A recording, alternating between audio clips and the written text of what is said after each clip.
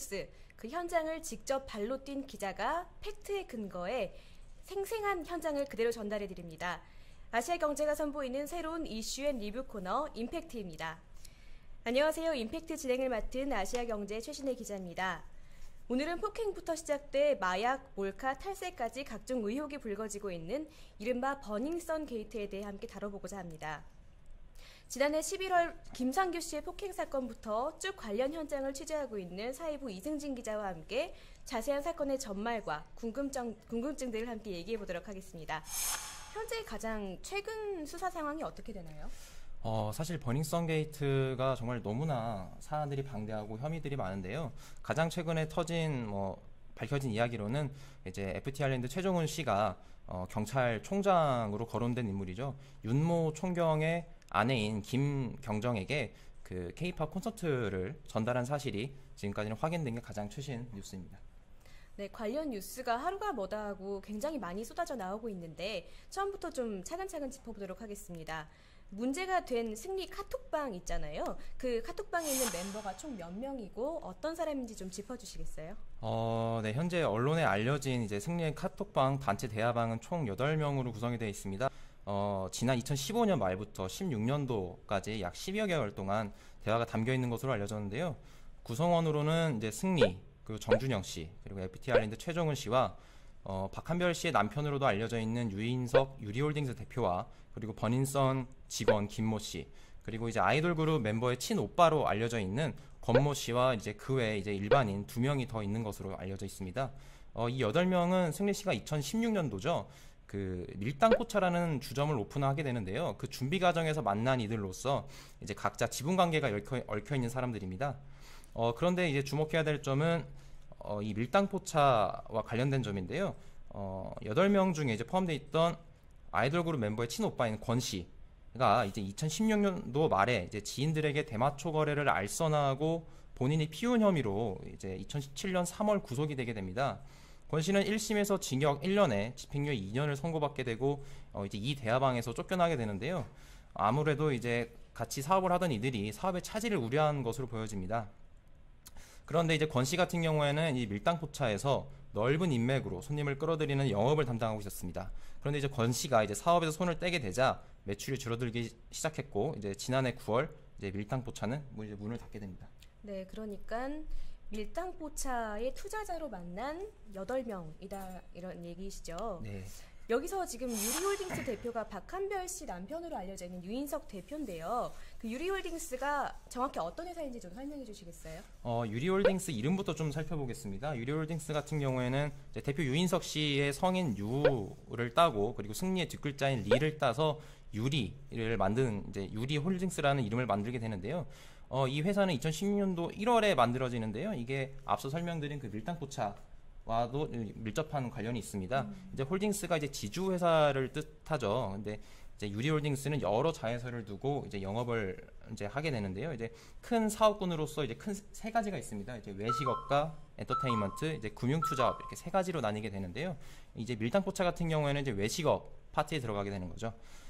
이제 유리홀딩스는 이제 이 밀당포차를 운영하면서 어떤 방식을 사용하냐면은 이제 승리 씨가 전면에 나와서 밀당포차를 이제 자신의 연예인 신문을 활용해서 이제 홍보를 하게 되면은 이제 유리홀딩스가 실질적인 운영을 하는 이런 방식을 띠게 됩니다.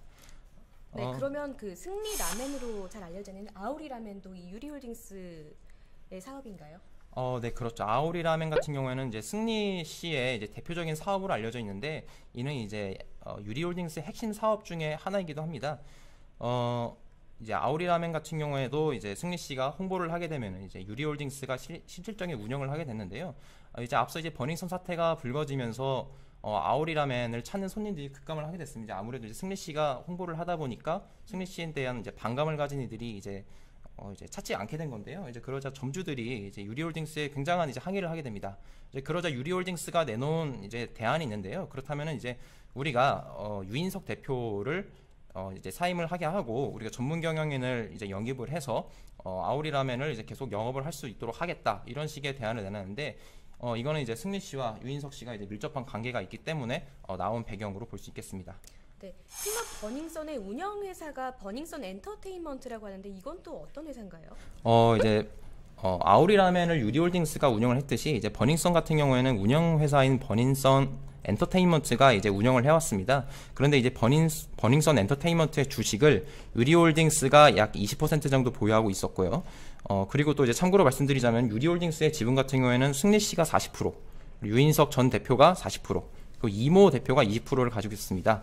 그리고 앞서 이제 유인석 대표가 이제 밝힌 바에 따르면은 클럽 버닝썬의 운영회사인 그 버닝썬 엔터테인먼트의 주식 20% 같은 경우에는 유인석 대표가 이제 승리 씨에게 증여를 했다, 이제 줬다, 이런 식의 발언이 나오기도 했었습니다. 네, 굉장히 많은 사업을 하고 있는 회사네요. 다시 카톡방으로 돌아와서 지금 이 카톡방에서 굉장히 뭐 여성의 신체를 몰래 촬영하고, 네, 또 성관계 동영상을 모두에게 유포하고 이런 것들 때문에 지금 논란이 크게 일어났는데, 이 카톡방 자체의 유출이 어떤 경우로 이루어졌는지 좀 궁금합니다. 카톡방 유출 같은 경우에는 2016년도로 거슬러 올라가야 되는데요. 2016년도에 이제 정준영 씨의 이제 여자친구 몰카 사건이 이제 터지게 됩니다.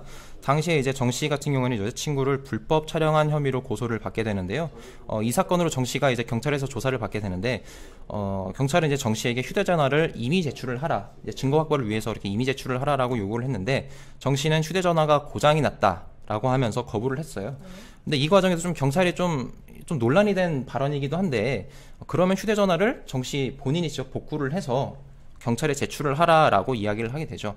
그리고 실제로 이제 정 씨가 포렌식 업체에다가 휴대전화를 맡게 됩니다. 이제 물론 이 과정이 실제로 복구를 하기 위해서인 건지 아니면 혹은 증거인멸을 위한 과정이었던 건지는 알 수 없지만은 정 씨가 이제 한 포렌식 업체에다가 복구를 의뢰하게 됩니다.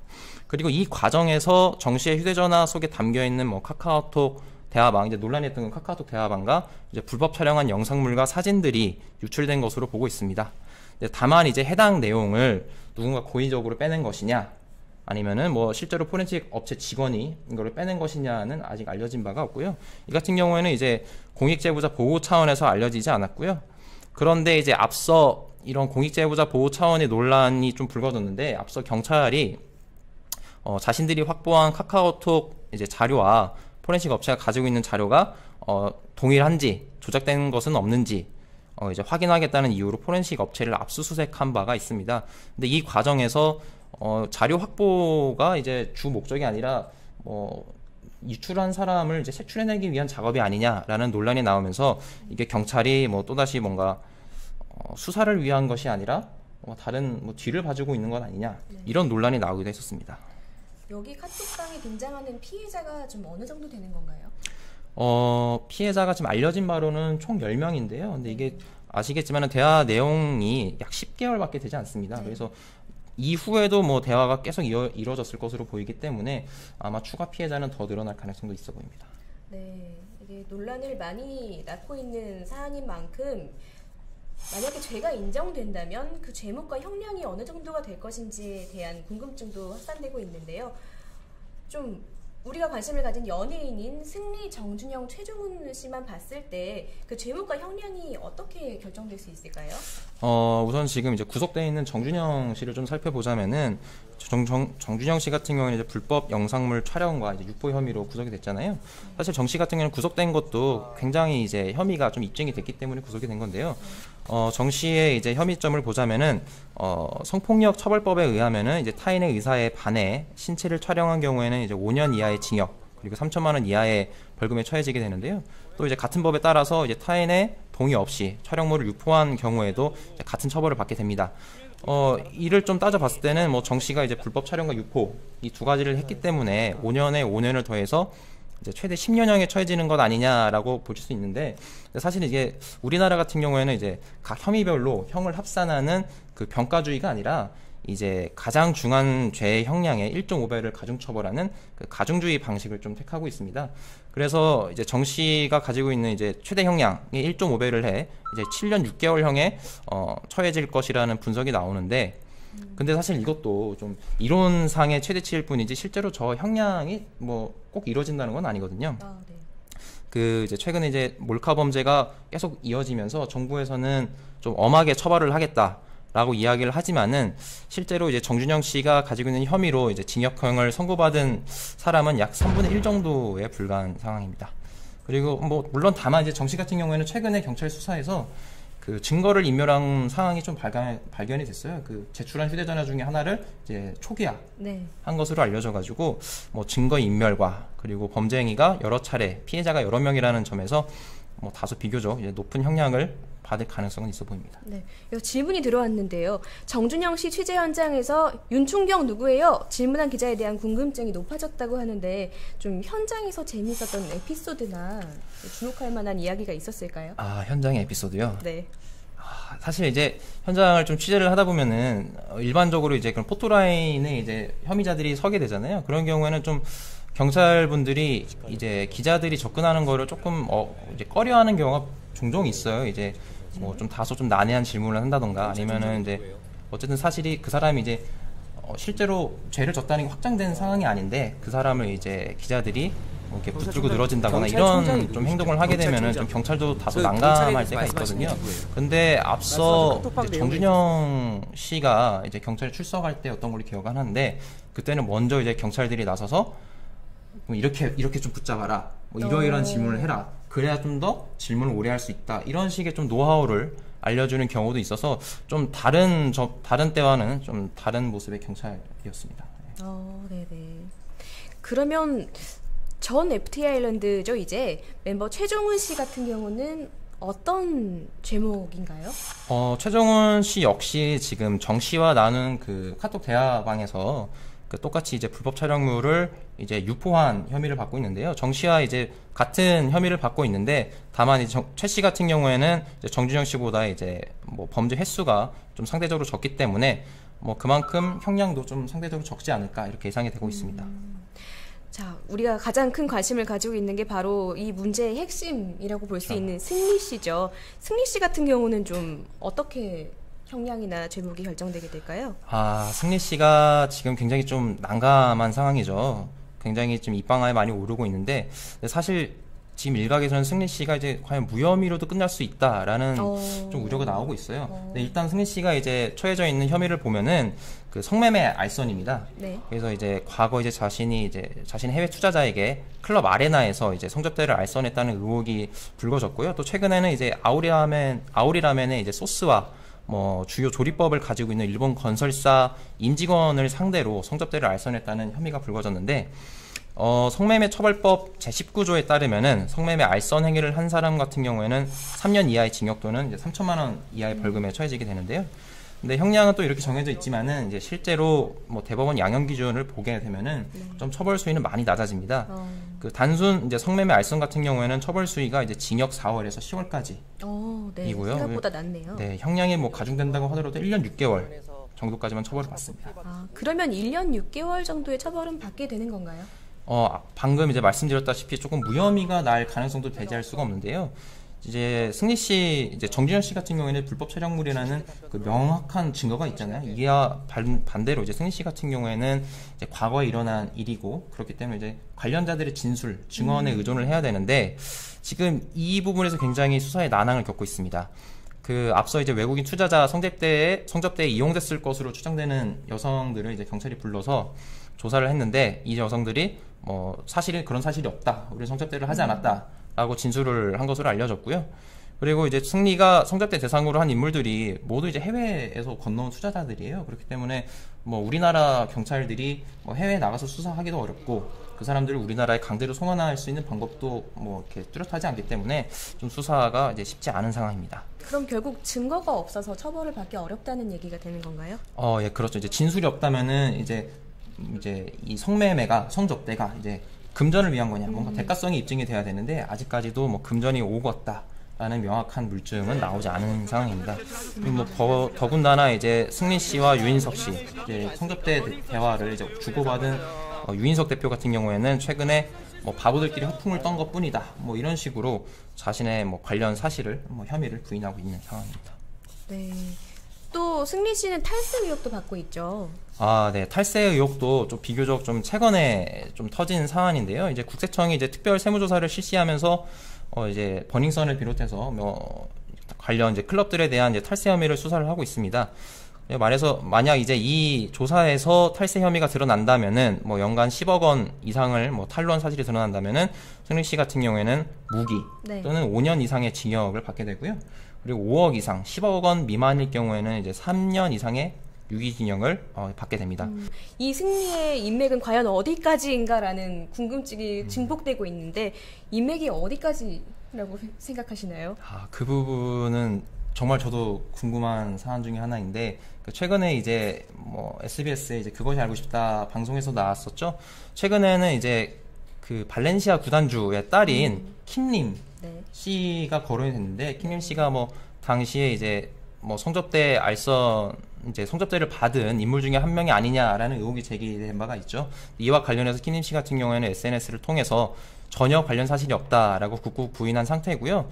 또 그에 앞서서는 이제 대만의 사업가인 그 일명 린사모, 네, 린사모님을 줄여서 이제 린사모라고 부르는 그런 사업가가 있는데 이분 같은 경우에는 최근에 이제 자신이 뭐 운영해오던 SNS, 인스타그램 계정을 닫는 등 좀 외부와의 접촉을 좀 많이 꺼려하고 있습니다. 그래서 사실 승리 씨 같은 경우에는 워낙 방송 활동을 하면서 뭐 넓은 인맥도 많았고 그렇기 때문에 뭐 인맥의 끝이 어디인지는 알 수 없지만은 승리 씨가 뭐 과거 뭐 유력 정치인들과도 사진을 많이 찍은 게 네. 있고 뭐 대기업 뭐 오너들과도 찍은 사진들이 있기도 해서 정말 이제 인맥의 끝은 아직 아무도 알 수 없는 상황이죠. 그럼 이 버닝썬 게이트죠. 게이트의 끝이 어딘지 아무도 짐작할 수 없는 상황이네요. 네, 좀 빨리 끝났으면 좋겠는데요. 네. 사실 이 버닝썬 게이트 같은 경우에는 사건을 수사 중인 경찰들도 정말 힘들 거예요. 이 정도 수사했으면 됐겠지라고 싶었는데 다음날 언론을 통해서 새로운 이제 의혹이 터져 나오고 또 다른 의혹이 터져 나오고 논란이 워낙 많기 때문에 아직까지는 그 끝을 알 수 없고 다만 이제 경찰 조사가 마무리되게 되면은 또 그 조사 결과를 바탕으로 검찰에서 또 수사가 이뤄질 것으로 보이거든요. 그래서 네. 아마 이 사안 같은 경우에는 좀 더 지켜봐야 할 것 같습니다. 네. 아직 더 언제까지 이 기사를 써야 될지 모르는 상황에서 네, 기자로서의 좀 하고 싶은 말이나 궁금한 점이 있다면 이 사건 자체에 대한 좀 기자로서 취재하면서 궁금한 점이 있었나요? 궁금한 점이라고 한다면은 사실 이것도 좀 정준영 씨 사건까지 좀 거슬러 올라가야 될 것 같은데요. 당시 이제 정준영 씨의 그 몰카 사건을 취재했던 그 방효실 기자라는 분을 제가 박효실 기자님을 네. 제가 만나뵌 적이 있었는데 그분의 이야기를 좀 빌어서 설명을 드리자면은 당시 정준영 씨의 몰카 사건이 터졌을 때 좀 일반적인 그 연예인 사건과 달리 좀 정준영 씨의 사건을 덮으려는 움직임이 많이 있었던 것 같다. 물론 이제 소속사에서 그런 행동을 했으면 모르겠지만 소속사 네. 외에 다른 타사에서도 이 관련 사실을 좀 잘 받아서 쓰지 않으려고 했던 것 같다라는 좀 그런 의구심을 좀 드러내시더라고요. 그래서 이 점을 좀 밀어보면은 당시 정준영 씨 같은 경우에는 뭐 그렇게 데뷔한 지 오래되지도 않았고 당시 소속사 자체도 굉장히 작은 소속사였는데 그렇게 조직적으로 정준영 씨의 그 몰카 사건을 이렇게 무마하려는 시도가 일어날 수 있었던 배경에는 다른 게 있었던 거 아닐까라는 좀 의문점이 들어서 앞으로 좀 이 사안도 좀 더 취재가 필요해 보입니다. 뭐 수사도 같이 이루어지겠죠. 네. YG 소속사 자체는 어떤 타격을 좀 입게 될 것 같으세요? 소속사 같은 경우에는 일단 지금 뭐 주가가 굉장히 폭락을 했죠. 그래서 뭐 개미들의 눈물도 많이 좀 쏟아지고 있는데 일단은 지금 YG 같은 경우에는 이제 국세청에서 지금 탈세와 관련해서 이제 조사를 하고 있거든요. 그리고 뭐 또 일각의 보도에 따르면은 이제 양현석 대표의 뭐 자택까지 압수수색을 했다라는 이야기도 나오고 있어서 양현석 대표와 뭐 YG의 탈세를 시작으로 과연 이제 승리 씨와 버닝썬의 그런 관계도 좀 드러나지 않을까 이렇게 보고 있습니다. 네.